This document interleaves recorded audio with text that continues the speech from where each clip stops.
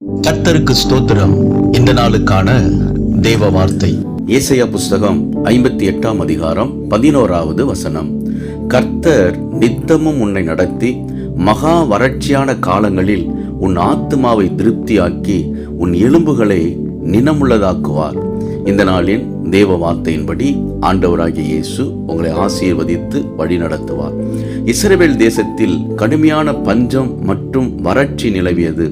மக்கள் உணவுக்காக தண்ணீருக்கும் மிகவும் அவதிப்பட்டார்கள்.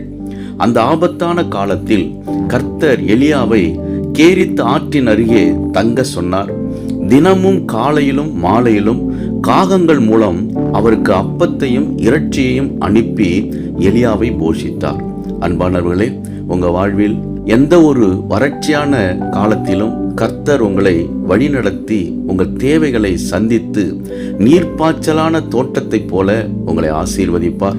கர்த்தர் ஒருபொழுதும் வறண்டு போக விடாமல் செழிப்பான ஆசீர்வாதத்தை தருவார். விசுவாசியுங்கள், மகிழ்ந்து களி கூறுங்கள். இயேசு உங்களை ஆசீர்வதிக்கிறார். ஆமென்.